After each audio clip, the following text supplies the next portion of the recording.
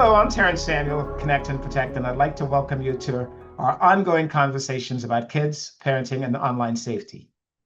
Today, we will tackle the issue head on: how to protect children online while also preserving privacy, free expression, and the open character of the internet. Across the country, lawmakers are advancing age verification laws in response to growing concerns about social media addictive design and the impact of digital platforms on young people. Many of these proposals raise difficult questions about surveillance, constitutional rights, data collection, and who ultimately is responsible for making sure kids do not suffer harm just from being online. My guest is Shoshana Weissmann, Digital Director and Policy Advisor at the Abundance Institute, who has become an important voice in conversations about innovation, internet governance, free speech, and privacy. She approaches these debates with the belief that society can address legitimate harms to children without discarding civil liberties or creating systems that themselves produce harmful unintended consequences. And as you will see, she does it with a remarkable amount of joy. All right, let me start by saying welcome. So, like I said, when I started this, I started reading, and clearly your position is one that we favor. But I was really intrigued by kind of the scholarship of your work. And then I realized that you essentially kind of wrote through the entire issue 3 years ago. And so the first thing I want to ask is, has anything changed? And what is your assessment of where we are on this question of age verification? Has it gotten more concerning to you or less so? Thank you. Yeah, more concerning because since I first started writing about this, there have been more data breaches of age verification systems. And they started, interestingly, before I even started looking into Sure. this, but they were announced later, at least some of them. There's a lot more appetite for this, but there's also, I think lawmakers are starting to realize that age verification can cause data concerns, like it can cause security problems and things like that. So there is more of an openness on that, but it hasn't stopped the appetite for some sort of age assurance online. So overall, I think we're in a worse place than we were a few years ago. And I'm grateful for lawmakers who take the whole of the issue into account, even if we don't come out on the same side, but the ones who take the security issue seriously. But it's not outweighing the desire to do something still. Do you understand the appetite, and do you have a remedy for what people are seeking? Sure, yeah, I understand the appetite. Like part of it is like a lot of us are too online. People use their phones too much. People aren't going outside as much as they should. Some kids use social media in ways that aren't productive for them and can be harmful for them. But for solutions, I mean, like it has to come down to the parents. And the reason for that is because not because it's an easy task for the parents, but because different kids will use social media in different ways. Like some kids will spend a lot of time on all trails and then go hike, and that's great. Others will use GitHub to learn how to code and will like use coding forums, which is really great. Um, as a teenager, I networked with elected officials and politicos on Facebook, and it got me to where I am today. Like I was 14 on Facebook, like making friends with politicians, and I'm grateful for that. And a real part of this is that I don't want to close the door behind me. I actually found out I had fibromyalgia, not from 30 doctors who missed it, but from an internet forum when I was searching and trying to research why I was getting sick all the time. And I typed that in with endometriosis, and there was a forum. And because of that, I have a diagnosis, and it stopped me from being sick more than half of the year. And you never know what kids are going to do online in good and bad ways. And families just have to make those decisions together. Now, that doesn't mean there's not roles for other things. Like, I think we should have more robust parental controls in certain cases. And I'm all for parents taking away phones. Like, if a kid's not like engaging in schoolwork, and if they're not making friends, and if they're not doing the things that they need to, or they're comparing themselves too much to other people on Instagram, like that couldn't be a case where it's, a parent says, you only get these apps, you get a dumb phone, or you don't get a phone at all. And I have no issue with that. But it's just hard because every family is different. And like, I don't want to throw the baby out with the bathwater. I want to make sure that the kids who do cool stuff online and who use it to better their lives and stay in touch with their families, all of the above, are able to keep doing that. I think a data privacy law helps because like even outside of age verification security concerns, there's just lots of other data breaches and things like that. So I think a privacy law is a really good way to go with stuff. I also think there just needs to be more collaboration among industry for best practices. You're actually seeing this a lot now in the scam space where there's a lot of a lot of companies collaborating to figure out how to combat scams. And I think scams tend to operate with similar patterns across platforms. So lessons learned from one can be applied to others in certain cases. So I think we should be doing that, but with kids on social media too, figuring out where companies can show kids are using it really great here and really poorly here. Here's how we might want to adapt strategies. And I'm all for lawmakers facilitating that too. I just worry that some of the harsher approaches end up being more harmful than good. So you mentioned that you were uh, interacting with lawmakers at 14 online. Do you have a sense of why it seems that so much of this seems to escape lawmakers now? Yeah, I mean they want to stop bad more than they want to promote good. And I don't say that with any malice. Like I think they're trying to do the right thing. But lawmakers also like the loudest voices in the room are not about people doing great stuff online. It's about harm. When something bad happens, that gets a lot more attention. But when something good happens, you don't really hear about it. And I think that that's kind of the fear environment we're in when it comes to social media and AI. And it's sad because I think like there's a lot of kids doing really great stuff online. And there's also a lot of kids who like have good balances with how they use stuff online and social media versus how they don't. But I think it's the lack of big voices talking about the good uses, along with you hear something bad happening to a kid due to social media to some degree, and you want to stop it from happening again. So lawmakers don't have as big a role in making sure more good things happen here, but they do have a bigger role in stopping the bad things. So I think some of this just falls naturally. What do you suggest for parents who kind of want to walk around and say, we need help, we don't have the tools? Is that a fair position for them to be in at this point, or position for them to take? Yeah, I mean it's hard. I mean like kids figure out tech better than parents do, and that's always been the case. So it's always going to be harder on parents. There are a lot of tools out there, and I think parents should embrace the tools out there. Like all smartphones have pretty robust parental control, so do social media platforms, but it's never going to be perfect either. And I think like if kids aren't listening to you, take away their phone. And I'm totally here for that.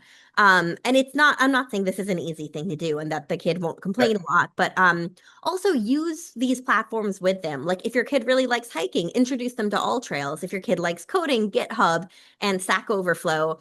And if your kid's battling health conditions, you can kind of show them community of other people dealing with it on social media. I've benefited a lot from that with my autoimmune conditions over time. So like use these tools with them and explore them with them and be on them with them.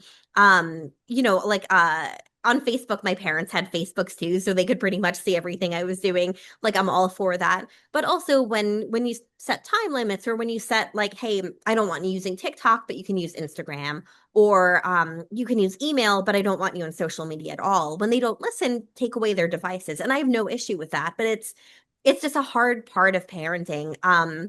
It's interesting too, because my colleagues look at it a bit differently than I do. Like at the Abundance Institute, our CEO doesn't let his kids on social media at all. And part of me is like, I don't know. Like I know his kids are a bit younger, but I'm also like, maybe they have interests where they could connect with other people or learn about. And there are a lot of them. Yeah, he has 7 kids. Yeah. So it's a lot of parenting he has to do there. But he uses AI with them and has them create like their own fantasy worlds. My colleagues all take different approaches to how they see this. And I don't think there's one right approach. Like as a kid, my parents let me do whatever online, but I always had that open communication with them that if something bad happened, I could always go to them.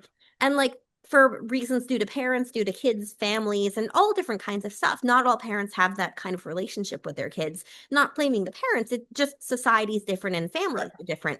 Um, But so that is the essence of parental control, right? That right. the people will do it differently. Um, Yeah. why do you think so? There's this aura of crisis hanging over this debate. It, are we in a crisis, or are we kind of, I don't want to say inflating the problem, but um, where is the reasonable line to be drawn here? Yeah, I mean, I don't know society at large as well. Like I don't know how to really take it from here because I'm not a parent. So I don't get to see my kids and other kids' lives. But I have a lot of like younger cousins and I have a lot of like kids in my family and like they're doing okay online. Like they're not running into these kinds of problems. That said, like, you know, tools open up good and bad opportunities. Connection's a great thing, but it can also be a bad thing. So to me, it's like I don't see it as a whole one way or the other. I just kind of see it as like there are real problems and we should work to address them and figure out the best ways to address them and use evidence-based ways to address them as well. Um, it's also just so hard because like people can use the same tool in very different ways. Like I'm proud that I'm great to use social media to find community. I've made friends with hikers and then when I'm out west, I'll like meet up with them and I'll be like, "Man, you love this mountain too. Like let's talk. Let's go on a hike together." Um, and I use Instagram to find new trails that I want to check out. I definitely doom scroll a little bit too much, but I also use X and other platforms to connect with elected officials and like tell them about the things I care about, including Slavs. You know, it's all of the above. But I think just tools can open up good and bad habits, and also they can amplify good and bad parts of society. Like, here's something that's kind of funny to think about. You know, I've used social media very successfully to help me navigate my autoimmune conditions and even a mental health condition I was dealing with. And it was enormously valuable, more than I can ever say. And I use AI for it too. And crowdsourcing medical information online actually can help researchers look into patterns that doctors haven't recognized before, which is a great thing. At the same time, there's people who deal with certain mental health conditions where they have a lot of paranoia, and you there's a lot of these forums online for people who think they're being gang stalked, and that's like they think other people are like controlling their minds and controlling their brains and going after them in these like supernatural ways, and that's obviously not a thing that's happening. Terrifying, yes. Yeah. Yeah, but it's one of these areas where using social media for medical information can be immensely valuable and it can build community or it can like make you worse. You know what I mean? Like there's good and bad sides to everything. So, you know, I don't like to label things too broadly because like just like with television and with hammers and with guns, there's tools that can be good and bad for everything and that it's important to understand the nuances within to when we regulate it to be more effective that way. Do you think that this because this technology is relatively new, that we're just kind of working through the novelty? I mean, you just mentioned television, and obviously there were concerns about that at some point. Are we just in kind of the infant stage of this, and therefore reacting um, in a way that might seem strange 10, 15 years down the road? Yeah, I think that's a real piece of it. That when something's new and like after we settle in with it a little bit, we start to see the problems and have to evaluate from there. Like I think that's a real piece of it. Also, just t content moderation is a hard thing. Like knowing the jokes from the not jokes, knowing the people who need one kind of help versus another, knowing Yeah. the interventions that could help or not, knowing how to tell scams apart because the way scams start often looks identical to an innocent message. Hello, my dear was one that I got from a lot of scammers, and then they try to get me off onto encrypted apps.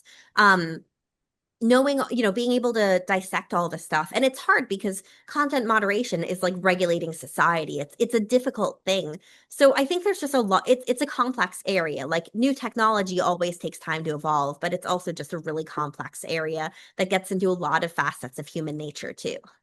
This is generational, but the scam I got, which was on the phone, and it really annoyed me. But that was my ego talking, because they would begin, "Hey, Grandpa." Oh, that's Yeah. so funny. And I actually know people for whom that scam actually worked against some others. Um, on the data on the privacy constitutional questions, are you surprised that people are not more concerned about the things that you're concerned about here? No, I mean, like lawmakers tend to set the First Amendment aside a lot. And as much as it frustrates me and as much as it makes me mad, I don't say that with condemnation. I say it, I mean, a little bit with condemnation, but I also say it like understanding that when they see harm happening and they see bad things happening and people who need help and they think there's a way to help them, even if I don't agree that it's the best way, they're going to be less concerned about free speech than they are with trying to like intervene and help those people. So I'm sympathetic, but those instincts are not good and it can lead to real harm. I mean, in Europe, you're seeing government crack down on free speech online in really, really frightening ways. And if we keep going down this route, we're going to end up in the same place. And I'm very scared about that. Lawmakers here don't see it the same way, but in the hearings, they tell social media platforms like, hey, why do you allow this negative speech about me or this hate speech against me? Fully constitutional speech. I worry a lot about that kind of stuff and anonymous speech online. Like I want people to be able to go to forums and talk about divorce and marriage problems, about mental health issues, about other really sensitive issues that like maybe I would talk about publicly because I'm kind of an overshare, but stuff that like people understandably don't want associated with their names. Like I want to Right. make sure that that kind of anonymous speech is protected. And I have issues with lawmakers not taking it seriously enough at times, but at the same time, I also understand their impulses. Do you think you mentioned that we're in worse place because there's an appetite for it, and there have been a lot more bills in the time that we've talked about.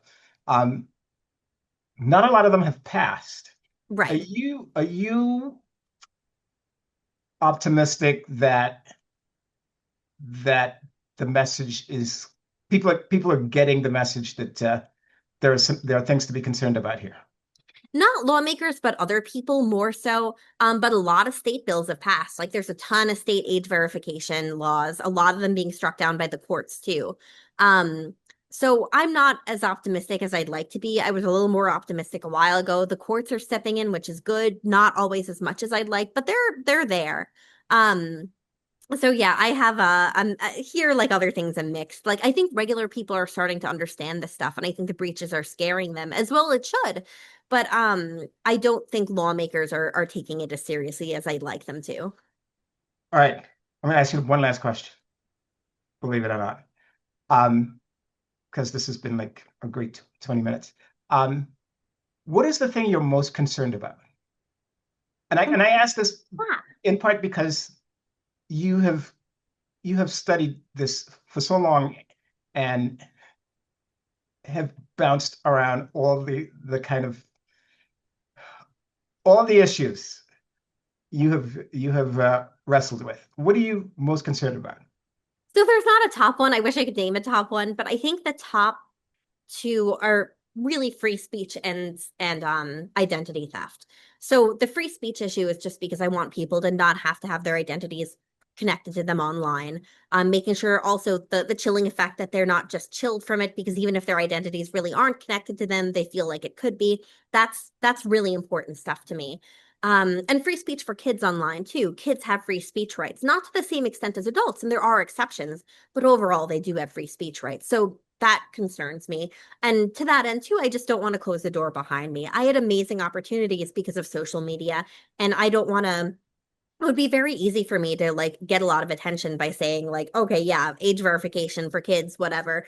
But it's not the right thing to do because I don't want to close off opportunities to other kids that I had. Um, and then the other side is identity theft. This is a problem far bigger than age verification and social media. So I'm not trying to say that this is the only thing, but we're in a really bad state for identity policy. We don't have secure forms of identity. Our social security numbers are breached. It's not hard to find anyone's basically because so many have been breached. But there are ways to keep people safer online and to keep their identity safer. And if you have to upload your government ID or your face scan to access free speech online, that's going to make it a lot worse. Um, the top verifier for most big tech companies a few years ago was breached for over a year and a half, and nothing was done. Um, Discord's vendor breached lots of government IDs. There was another T app breach because people are starting to accept this and not, it's hard for consumers to know the security of a place that they're uploading their ID to. It's not feasible for every consumer to like understand how the companies really work, how secure or not their identities are when they have to upload it.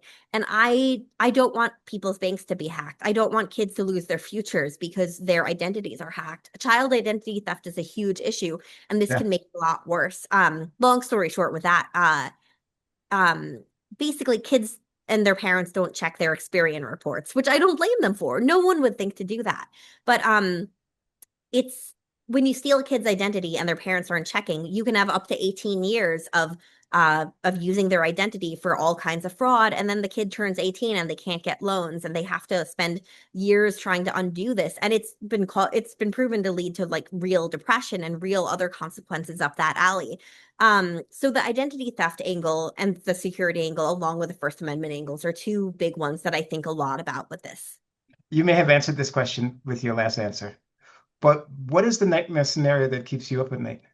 Yeah, it's this. It's like, we have age verification everywhere. No one's identities are safe. We have to scramble to do something better, and we can't really like all of this is stuff that I think about a lot. Like because when you're unquestioningly uploading your ID everywhere to speak, because that's what you have to do to speak now, it gets breached. Now people are stealing from your bank account, and banks can't tell people apart, and finance becomes worse and people are scammed and it's scary and it's terrible and people can't speak freely online like and people's most sensitive stuff are now tied to their identities. There's all of this stuff really scares me and we're not that far off from it and I don't want to see this manifest. This is great. Let's do it again. Yeah, thank you so much for having me. I really appreciate it. Yep. Thank you. Bye-bye. Have a good one.